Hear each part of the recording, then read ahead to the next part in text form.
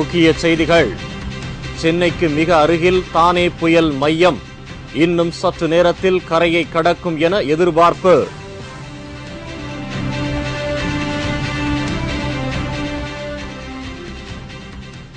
எதிர்க்கட்சிகள் அமளியால் லோக்பால் மசோதா நிறைவேற்றப்படவில்லை. மாநிலங்களவை தேதி குறிப்பிடாமல் ஒத்திவைப்பு.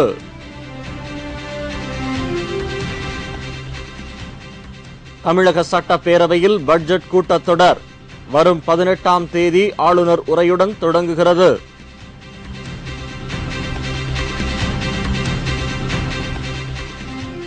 கூடங்குளம் அணு உலைக்கு எதிரான போராட்டம்.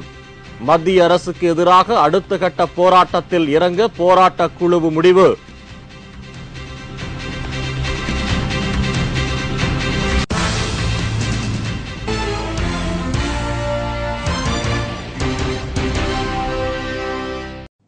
வணக்கம். விரிவான செய்திகள்.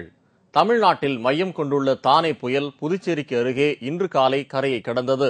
இதன் காரணமாக சென்னை, புதுவை, கடலூர் ஆகிய கடலோர மாவட்டங்களில் சூறாவளி காற்றுடன் மழை பெய்து வருகிறது.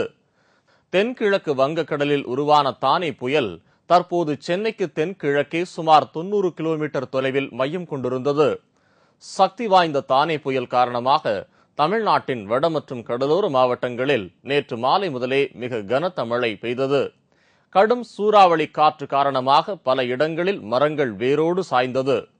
கடலூர், புதுவை, நாகை உள்ளிட்ட முக்கிய துறைமுகங்களில் 10ஆம் எண் புயல் கூண்டு எச்சரிக்கை ஏற்றப்பட்டுள்ளது. ராமேஸ்வரத்தில் 3ஆம் எண் எச்சரிக்கை கூண்டும் ஏற்றப்பட்டிருந்தது.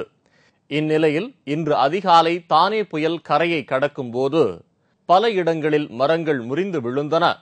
நாகை, கடலூர், ராமேஸ்வரம் உள்ளிட்ட தமிழ்நாட்டின் பல கடலோர பகுதிகளில் நிறுத்தி வைக்கப்பட்டிருந்த படகுகள் பலத்த சேதமடைந்துள்ளது.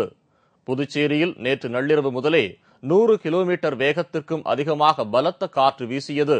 இதனால் 100க்கும் மேற்பட்ட மரங்கள் வேரோடு சாய்ந்தன. மாலை முதலே மின்சாரம் முற்றிலுமாக துண்டிக்கப்பட்டது. இதேபோல் சென்னை, கடலூர், நாகை உள்ளிட்ட பல இடங்களில் மின்சாரம் முற்றிலுமாக துண்டிக்கப்பட்டது. இதற்கிடையே கடலூருக்கு அருகே நடுக்கடலில் நிறுத்தப்பட்டிருந்த கத்தார் நாட்டு சரக்கு கப்பலின் கதி என்னவென்று தெரியவில்லை. புயல் எச்சரிக்கை காரணமாக சென்னை துறைமுகத்தில் நிறுத்தப்பட்டிருந்த கப்பல்கள் அனைத்தும் நடுக்கடலுக்கு இழுத்து விடப்பட்டுள்ளது. கடலில் ஏற்பட்டுள்ள கடும் சீற்றம் காரணமாக கரையோரம் வசிக்கும் மக்கள் கடும் அச்சத்தில் உறைந்து போயுள்ளனர். சென்னை, திருவொற்றியூர், காசிமேடு, பட்டினப்பாக்கம் உள்ளிட்ட பகுதிகளிலும் மகாபலிபுரம், கல்பாக்கம் பகுதிகளிலும் கடலின் சீற்றம் அதிகரித்து காணப்படுகிறது. பல இடங்களில் கடல் நீர் குடியிருப்பு பகுதிகளில் புகுந்துள்ளதால் மக்கள் பாதுகாப்பான இடங்களுக்கு அப்புறப்படுத்தப்பட்டுள்ளனர். தானே புயல் காரணமாக தமிழகத்தின் பல மாவட்டங்களில் பள்ளி மற்றும் கல்லூரிகளுக்கு விடுமுறை அளிக்கப்பட்டுள்ளது. கடந்த 2 தினங்களுக்கு முன்பாக சென்னைக்கு தென்கிழக்கே உருவான தானே புயல் கடும் சூறாவளி புயலாக மாறியதைத் தொடர்ந்து இன்று காலை புதுச்சேரி அருகே கரையை கடந்தது. அப்போது கடும் சூறாவளி காற்றுடன் மழை பெய்தது. தானே புயல் தாக்குதலை முன்னிட்டு தமிழகத்தில் சென்னை, திருவள்ளூர், கடலூர், நாகப்பட்டினம் உள்ளிட்ட பல்வேறு மாவட்டங்களில் பள்ளி மற்றும் கல்லூரிகளுக்கு விடுமுறை அளிக்கப்பட்டுள்ளது. இதேபோல் புதுச்சேரி மற்றும் காரைக்கால் பகுதிகளிலும் பள்ளி மற்றும் கல்லூரிகளுக்கு விடுமுறை அளிக்கப்பட்டுள்ளது. இதற்கிடையே சென்னையில் இருந்து கடந்த 3 நாட்களுக்கு முன்பாக கடலுக்கு மீன்பிடிக்க சென்ற மீனவர்கள் 600 பேர் சென்னை திரும்ப முடியாமல் ஆந்திராவில் தஞ்சமடைந்துள்ளனர். அதே நேரத்தில் நடுக்கடலில் சிக்கி தவித்த ஆந்திர மீனவர்கள் 11 பேரை கடலோர காவல் படையினர் ஹெலிகாப்டர் மூலம் பத்திரமாக மீட்டனர். பாதுகாப்பு கருதி கடற்கரையோரம் வசிக்கும் மக்கள் அனைவரும் பாதுகாப்பான இடங்களுக்கு அப்புறப்படுத்தப்பட்டுள்ளனர். கடலூர் இயற்கை பேரிடர் மீட்பு பணியினர் 35 பேர் பணியில் ஈடுபட்டுள்ளதாக சுனாமி மறுவாழ்வு திட்ட இயக்குநர் அபூர்வா தெரிவித்தார். இதனையொட்டி கடலூர் மாவட்டத்தில் உள்ள 57 கிலோமீட்டர் கோஸ்டல் லைனை ஒட்டி உள்ள அனைத்து மீனவ கிராமங்களிலும் தயார் நிலையில் இருக்க அனைத்து துறை அலுவலர்களுக்கும் ஏற்கனவே அறிவிப்பு செய்யப்பட்டுள்ளது. இந்த கிராமத்தில் உள்ள மீனவர்கள் கடலுக்கு செல்ல வேண்டாம் என்றும் எச்சரிக்கை விடுக்கப்பட்டுள்ளது. இந்த புயல் காரணமாக அடுத்த 48 மணி நேரத்திற்கு மிக கனமழை பெய்யும் என்று சென்னை வானிலை ஆய்வு மையம் தெரிவித்துள்ளது. சென்னையில் நேற்று நள்ளிரவு முதல் மெரினா கடற்கரையில் வரலாறு காணாத அளவிற்கு கடல் சீற்றம் ஏற்பட்டது. இதேபோல் பட்டினப்பாக்கம் பகுதியில் சாலையில் கடல் நீர் தென்பட்டதால் பொதுமக்கள் அதிர்ச்சியடைந்தனர். புயலால் ஏற்பட்ட பாதிப்பு குறித்து அவசர உதவிக்கு 1077 என்ற எண்ணை தொடர்பு கொள்ளலாம் என தமிழக அரசு அறிவித்துள்ளது. தமிழக சட்டப்பேரவையின் பட்ஜெட் கூட்டத்தொடர் வரும் ஜனவரி மாதம் 18ஆம் தேதி தொடங்குகிறது. தமிழக சட்டசபையின் பட்ஜெட் கூட்டத்தொடரின் முதல் நாள் கூட்டம் ஆளுநர் ரோசையா உரையுடன் வரும் ஜனவரி 18ஆம் தேதி துவங்க உள்ளது. இதையடுத்து சட்டப்பேரவையில் ஆளுநர் உரை மீதான விவாதம் நடைபெறும்.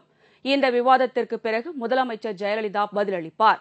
இதைத் தொடர்ந்து வரும் 2012-2013ஆம் ஆண்டிற்கான நிதிநிலை அறிக்கை சட்டப்பேரவையில் தாக்கல் செய்யப்படும். இந்த அறிக்கையின் மீதான விவாதம் நடைபெற்ற பின்னர் சட்டப்பேரவையில் மானிய கோரிக்கை தாக்கல் செய்யப்படும். இந்த அலுவல்கள் முடிவடைந்ததும் சட்டப்பேரவை தேதி குறிப்பிடாமல் ஒத்திவைக்கப்படும் என்று தமிழக அரசு அறிவித்துள்ளது.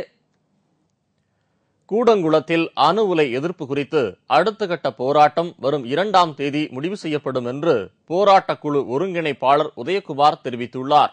இந்திய ரஷ்ய கூட்டு தயாரிப்பான கூடங்குளம் அணுமின் நிலைய உருவாக்கத்திற்கு எதிர்ப்பு தெரிவித்து நடத்தப்பட்டு வரும் போராட்டம் 150 நாட்களை நெருங்கி வருகிறது.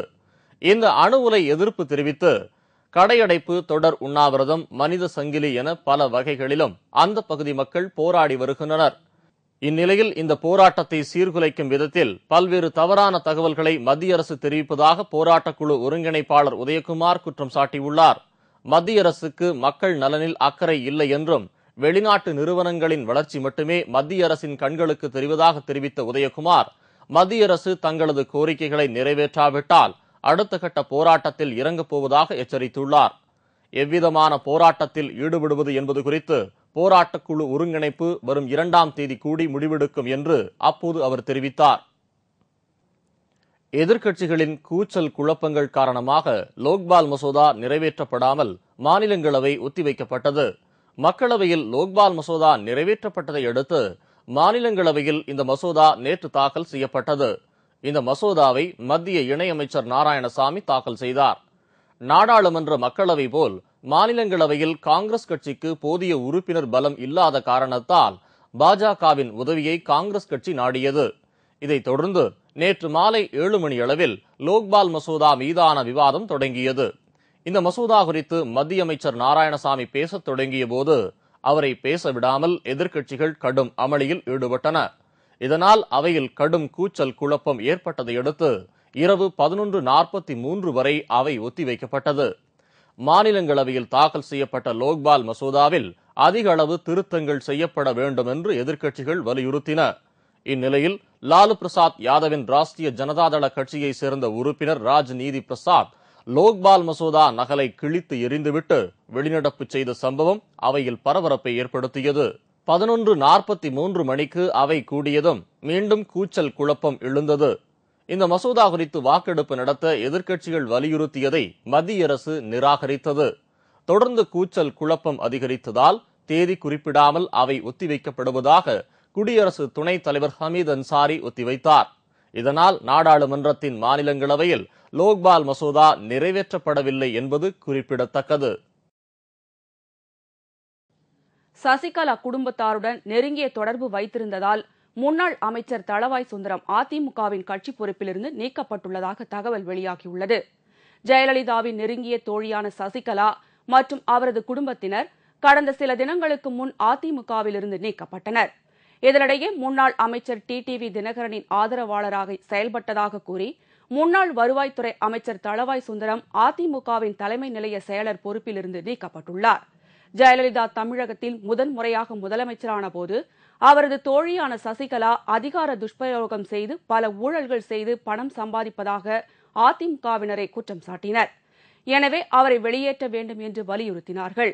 அதற்கு பதிலளித்த ஜெயலலிதா, தனக்கு ஒரு சகோதரி இருந்தால் எந்த மாதிரியான உதவிகளை செய்வாரோ அதே மாதிரியான உதவிகளை சசிகலா தனக்கு செய்து வருவதாகவும் அவர் மீது நடவடிக்கை எடுப்பதும் எடுக்காததும் தன்னுடைய தனிப்பட்ட உரிமை என்றும் தெரிவித்தார்.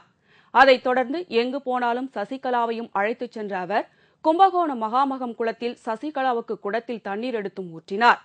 இதனால் அதிமுக வட்டாரத்தில் சசிகலா மற்றும் அவரது குடும்பத்தினருடன் நெருங்கி பழகினால் நமக்கு தேவையான பல வேலைகளை சாதித்துக் கொள்ளலாம் என்று கருதி அதிமுகவினர் பலரும் சசிகலா குடும்பத்தாருடன் பழகி வந்தனர். இந்நிலையில் சசிகலா மற்றும் அவரது குடும்பத்தினர் தற்போது அதிமுகவிலிருந்து நீக்கப்பட்டுள்ளதால் அவர்களுடன் தொடர்பு வைத்துள்ளதாக கூறி தளவாய் சுந்தரம் நீக்கப்பட்டுள்ளார். ஜெயலலிதா முன்னுக்கு பின் முரணான நடவடிக்கையை வெளிப்படுத்துவதாக அதிமுகவினர் பலரும் வருத்தம் தெரிவித்துள்ளனர். மேலும் சசிகலா குடும்பத்தாருடன் நட்பு வைத்திருக்கும் அதிமுகவினர் பலரும் தனக்கு ஏன் வம்பு என்று ஒதுங்கி வருவதாகவும் கூறப்படுகிறது. அரசு கலை மற்றும் அறிவியல் கல்லூரிகளில் பணிபுரியும் கௌரவ விரிவுரையாளர்களுக்கான தொகுப்பூதியம் 6,000 ரூபாயிலிருந்து 10,000 ரூபாயாக அதிகரிக்கப்பட்டுள்ளது. கடந்த 2011-2012 கல்வியாண்டில் அரசு கலை மற்றும் அறிவியல் கல்லூரிகளில் பணிபுரிய 6,000 ரூபாய் தொகுப்பு ஊதியத்தில் 1,661 கௌரவ விரிவுரையாளர்களை தமிழக அரசு நியமித்தது.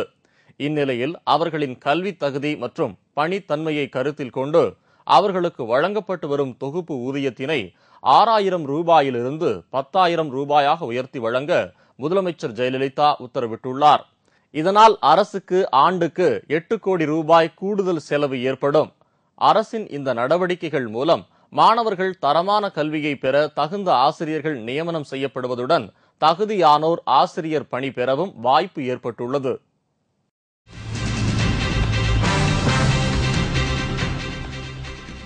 முதலாம் ஆண்டு வகுப்புகளை துவங்காத கல்லூரி நிர்வாகம். பாளையங்கோட்டையில் சித்தா கல்லூரி மாணவர்கள் உண்ணாவிரதம்.